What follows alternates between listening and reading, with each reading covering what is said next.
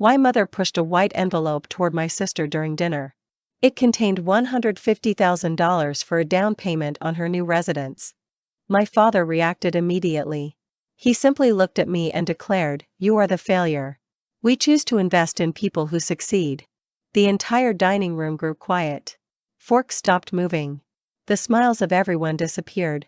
I did not shed any tears. I just folded my napkin neatly. Then I walked out and never looked back once.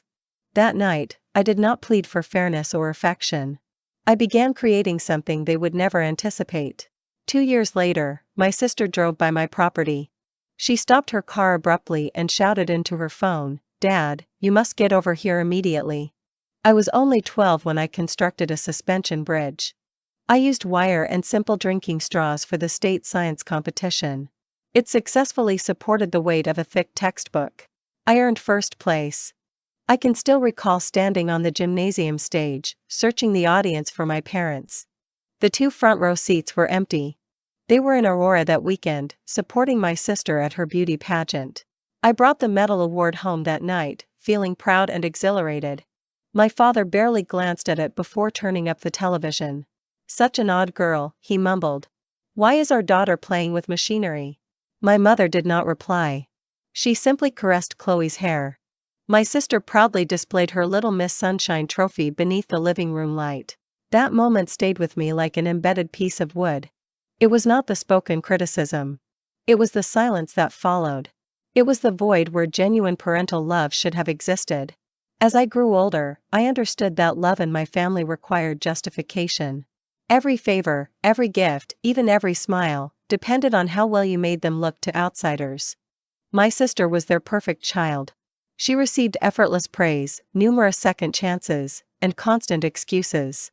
I served as the backup plan, the reliable one, the daughter who supposedly needed nothing. I worked night shifts to pay for my university education. They paid my sister's full tuition without a second thought. I graduated with high honors. I secured my first position as a structural engineer. I sent them photos of my completed structures, bridges, apartment complexes, and steel frames piercing the sky. My father's only response was, "Are you still renting an apartment?" Every phone conversation became a detailed assessment of my finances, my sister's latest promotion, her engagement, or her new vehicle. They did not ask how I was doing. They simply used her accomplishments to measure my inadequacy. I still held on to the hope that eventually they would see me as more than a poor financial decision. That hope finally shattered the night of the dinner. When my father stated, "We invest in winners," something inside me fundamentally switched off. I stopped seeking their validation. I stopped feeling the need to explain myself. I began understanding the crucial difference between silence that ruins you and silence that liberates you. Therefore, I packed my possessions, left Mesa Vista, and drove back to Aurora. There were no calls, no tears. Just the road ahead, the constant sound of the tires, and a serious promise to myself. If they refused to acknowledge my value, I would build it up until the whole world saw it. Losing my family created one type of silence. Losing my employment brought another. It happened on a dreary March morning. The air itself felt exhausted. The engineering firm had struggled for many months, but I kept assuring myself I was safe. I maintained high performance, met all deadlines, and often worked late. However, when the director read the layoff roster, my name was positioned right in the middle, clear, final, and non-negotiable. I walked out into the falling snow, clutching the termination letter tightly. The cold was more intense than I anticipated. I stood on the sidewalk momentarily, watching the passing traffic. I wondered how often a person can restart life completely from zero. That evening, I sat in my small apartment, staring at the weak reflection of city lights on the glass. The internal quiet was no longer peaceful. It felt oppressively heavy. It was the kind of silence that made small sounds echo too loudly. I picked up my cell phone and opened the Davies family group conversation. I saw their most recent picture, my sister standing in front of her new home holding champagne. My parents stood next to her, beaming as if they had won the lottery. The caption read, "We are so proud of our youngest daughter." I stared at the image for a long time. Finally, I typed one last message. "Thank you for forcing me to stand on my own, even if you did it cruelly." I pressed send. Then I blocked their contact numbers, permanently deleted the chat, and sat there until the screen went dark. For the first time ever, there was no audience and no expectations. There was only me. Fear arrived first. What if I fail again? What if they were actually correct about me? But beneath the fear, a small new feeling began to stir. It was freedom. I woke up before dawn the following morning. I had no job, and I had no structured plan. Yet, I had a fundamental choice. I could spend my limited time attempting to prove them wrong. Or I could build a life that made their opinions completely irrelevant. I brewed coffee, opened my engineering sketchbook, and drew a single, simple line. It was just the basic outline of a small house. I did not realize it then, but that single line would serve as the initial step for everything that was yet to come. The first few weeks after my layoff were a blur. Coffee got cold, rejection emails steadily accumulated, and the intense quiet made the refrigerator's hum sound like company. I sent applications everywhere. I tried small construction companies and various drafting studios. But the whole city felt paralyzed. Aurora was still recovering slowly from the recession, and nobody was hiring engineers. One afternoon, I ended up at a small cafe called Silas's Retreat. The place looked worn out, dim lighting, furniture with chips, and a powerful smell of burnt espresso that lingered like regret. I settled in the back corner with my laptop, half-heartedly working and half wondering how much longer I could maintain the illusion that I was okay. That is when the owner approached me. He was a man in his 60s with silver hair and hands covered in paint stains. "You must be Arya Davies, the structural engineer," he asked. I looked up, surprised. "Used to be," I responded. He smiled gently. "I could really use someone with your skills.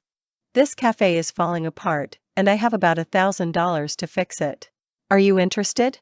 $1,000? That barely covered a fraction of my monthly rent. But something in his voice, earnest and trusting, prompted me to nod. "Yes," I said. "I am interested." For the next several weeks, I practically lived there. I completely repainted the interior walls. I reorganized the seating arrangements. I rewired light fixtures that were failing. I designed a new layout that successfully made the tiny cafe appear twice as large. I used reclaimed wood to construct the main counter. I installed several new pendant lights. I covered one entire wall with mirrors to maximize the natural light. When the renovation finished, Silas stood in the center of the room, his eyes moist. "It feels alive again," he whispered. "You truly have a gift, kid." A week later, a local monthly magazine published a short article. It was titled, "A Forgotten Cafe Revived by Local Engineer." It featured a single photograph of me standing behind the counter. My jeans were covered in paint, and I had a tired but genuinely proud smile. The next morning, my email inbox was overwhelmed. People were writing, asking if I could help redesign their small businesses, their outdated shops, and even their homes. I didn't yet have an established company. I only had a sketchbook and a few basic tools. But I accepted every request. One of these new jobs took me to Pine Ridge, a quiet community west of Aurora. My task was to renovate an old brick residence for a retired military veteran. The moment I arrived, I met the man who was inspecting the foundation. He was a tall, broad-shouldered engineer named Owen Miller. His shirt sleeves were neatly rolled up. His arms were dusted with concrete powder. His eyes were calm and gray, like the early winter sky. "You are the designer?" he asked. I confirmed it with a nod. "And you are the one ensuring this building won't collapse," I replied. He chuckled lightly. "Then we are going to get along very well." We did more than just get along. Owen was grounded, methodical, and profoundly patient. He was the type of man who made working in silence feel comforting and secure. We worked collaboratively for weeks. We measured large support beams, debated potential layouts, and sketched design changes on any available scrap paper. Sometimes we would work for hours without exchanging a single word, simply existing in a quiet, synchronized rhythm. One afternoon, I was focused, crouched on the floor redrawing a section of the plan. He held out a cold water bottle to me. "You tend to forget everything when you are working," he observed. I smiled without looking up. "That is the whole point," I said. He paused momentarily, then added, "You look at a house like you believe it has a soul." I laughed softly. But later that night, lying in bed, his simple words echoed clearly in my mind. When the Pine Ridge project reached completion, Owen invited me out for dinner. We went to a small restaurant near Chatfield Reservoir. Over warm bread and glasses of red wine, our conversation went beyond buildings. We discussed fear, managing failure, and the strange sense of peace that accompanies a fresh start. I told him the story of losing my secure job and the choice to walk away from my family permanently. He did not offer me pity. He simply stated, "You do not need their validation, Arya. You have already constructed something they can never take away." It was the first time in many years that someone truly saw me. They saw the woman I had fiercely fought to become, not the dismissed version my family had created. A few weeks later, he called me unexpectedly. "I have a wild idea," he said into the phone. "Have you ever considered designing a house that produces all its own energy? A sustainable prototype, small, functional, and completely self-sufficient." I froze completely. That was an ambitious dream I had buried long ago. It was the exact plan my father had labeled too risky. "Yes," I finally replied. "I have." "Then maybe the time is right," he answered. "We should call this the Eco Home Project." Months passed. We eventually found a small patch of land in Washington state. It was 5 remote acres overlooking the cold ocean. The owner, an older man named Walter, had kind eyes and seemed quietly sad. "I had planned to build a house here once," he explained. "But my wife passed away before I could start." When I described our specific plan to him, he nodded slowly. $75,000, he said. "I am lowering the asking price. I know you two will make it a worthy place to live." Owen covered the rest of the purchase cost. It was a sum I could not afford yet. "No obligations," he assured me. "Just a true partnership." We set up a rugged canvas tent near the clearing. The pine trees rustled constantly, and the ocean breeze carried strong scents of salt and fresh rain. Each morning we boiled coffee on a small portable stove. Then we worked until our hands were covered in painful blisters. We pulled weeds, cleared away large stones, and constructed the concrete foundation entirely by hand. I decided to name the place Evergreen Cabin. It was small, only 600 square feet. It featured solar panels and a rainwater collection system. We sourced the wood from a dismantled local barn, crafting it all ourselves. Everything about the construction was sustainable. Everything was created using materials the world had decided to discard. Much like how I felt about myself. Some days, the effort was overwhelming, and I wanted to quit. My body ached constantly. My fingers were cracked and stiff from the persistent cold. But every evening, sitting near the fire, I looked at the rising wooden frame. I thought, this is the tangible feeling of rebuilding my own life. By the 10th month, the cabin was fully complete. It had pale, polished wood, expansive windows, and a generous porch that opened directly toward the sea. When the sunlight hit the structure at the correct angle, it seemed to glow, almost like it possessed its own beating heart. I snapped a single photograph. I posted it online with a simple caption, "Built this myself." By the next morning, the post had gone viral across the internet. People commented things like, "You made me believe in myself again," and "You successfully transformed your pain into something truly beautiful."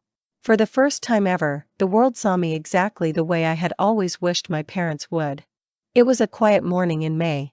The sunlight was soft through the trees, and the lavender was starting to bloom along the edge of the porch. Then I heard the distinct sound of tires screeching violently on the gravel driveway. A silver luxury SUV stopped abruptly just before the gate. The door flew open. There she was, Chloe. She looked 2 years older and perfectly styled, but she was visibly shaking. Her expensive white dress moved in the wind. Her voice was strained as she spoke into her phone. "Dad, you need to come here immediately." I walked down from the porch. I was still wearing my thick gardening gloves. "Chloe, what is happening?" She froze the moment she saw me. "You live here?" Her eyes scanned rapidly across the structure, the solar panels, the wild flowers, the dense forest behind me. "They told me you lost everything and simply ran away." I offered a faint smile. "I guess they were mistaken." For a brief second, her composure failed. "You built this?" "With support," I clarified. "From people who believed in the person your parents called a failure." She swallowed hard. I didn't know that. I truly didn't. Her voice broke slightly. After my divorce, I moved back in with them. They still pay for everything I need. Mom always tells me, don't be reckless like your sister. And I always listen. The wind picked up, brushing her hair across her startled face. She looked incredibly small then. She resembled the girl I used to protect from our parents' loud arguments. I did not feel any anger anymore, only a deep sadness. We had both been raised in the very same house but taught completely opposite lessons. I was instructed to survive entirely without love. She was taught to rely on it completely. She slowly ran her fingertips over the rough wooden cabin wall. You genuinely have everything now, she whispered. And I don't even know who I am anymore. I looked at her with empathy. Then you must stop living for them, Chloe. Start living for yourself. She managed a shaky, weak laugh. That is much easier to suggest than to execute. We stood in complete silence until she finally murmured, they are on their way here now. When the SUV appeared minutes later, I already knew precisely how the encounter would unfold. My father was the first to step out. His face was flushed red, and the veins were prominent in his neck. My mother followed, trembling slightly behind him. Where exactly did you obtain the funds for all of this? My father demanded immediately. Do you honestly expect me to believe you built this structure completely alone? I calmly set down my gardening gloves. I wiped the soil from my hands onto my jeans, and I met his gaze directly. From the very day you decided to call me a failure, I stated evenly. I began accumulating something you could never confiscate, my dedication, my perseverance, and my inner peace. He blinked, looking confused by my answer. Every single insult you threw at me, every instant you compared me unfavorably to my sister, all of that became my starting capital. And this, I emphasized, gesturing toward the cabin standing behind me, is what I decided to build with it. My mother's voice was shaky. We only ever desired what was best for you, Arya. I let out a soft, dry laugh, devoid of any cruelty. No. You only desired what made you look best. My father's jaw hardened noticeably. He stepped closer, meticulously scanning the cabin walls as if searching for a structural defect. You did all of this purely to humiliate us. No, I replied very quietly. I did it for my own survival, to survive you. The atmosphere thickened suddenly. The only sound was the distant crashing of the ocean. Owen then stepped out of the cabin. He was calm, as always, wiping his hands slowly with a shop rag. He offered my parents a polite nod before positioning himself directly beside me, offering silent, unwavering support. For the first time since they arrived, I witnessed a flicker of emotion in my father's eyes. It was not anger or the expected pride. It was genuine shame. Did you really go through all of this just for revenge? He finally asked. I shook my head slowly. Revenge would mean that I still care deeply about your opinion. I do not. The light wind rustled through the dense pines, carrying the faint lavender scent between us. My sister stood far off to the side, tears streaming down her face as she watched the exchange. My father's shoulders slumped entirely. His voice was barely a whisper when he admitted, we made a mistake. We were wrong about you. My mother began to weep quietly into her hands. I did not move any closer to them. I knew I did not need to. I don't need your forgiveness in order to be free, I stated softly. I already am free. They left shortly afterward. The SUV slowly vanished down the gravel road, and the forest immediately grew still again. I stood on the porch, my heart pounding strongly, not from lingering anger, but from a profound sense of release. Owen gently draped his arm around my shoulders. Are you okay? I looked out toward the trees where the golden light shifted across the cabin walls. For the first time, I told him, I am completely whole. A week later, a thick, cream-colored envelope arrived by mail. There was no return address, just my name written in my father's familiar, careful handwriting. Inside, I found a short letter and a photograph of our old family house with a for sale sign planted out front. His written words felt unsteady. We loved you incorrectly. We loved through fear, and through constant comparison. We are beginning to start over ourselves. And for the first time, we are truly proud of the woman you became. I did not cry. I also did not write them back. I simply walked outside into the crisp air that smelled of pine and rain. I planted a young sapling near the porch, a symbol of a new beginning, rooted in peace. Owen came out to join me. He was holding a small walnut box he had meticulously carved from the very first tree we had cut down for the cabin project. Inside the box was a simple wooden ring. "Arya Davies," he said quietly. "Will you keep building this life with me?" I laughed through my tears. "Only if we design the entire blueprint together." That evening, as the sun dipped beneath the forest canopy, I wrote the final line in my journal. They gifted my sister $150,000. They gave me silence. But that silence ultimately became my foundation.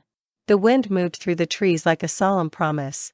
Sometimes, the best revenge is not about ensuring they pay for their actions.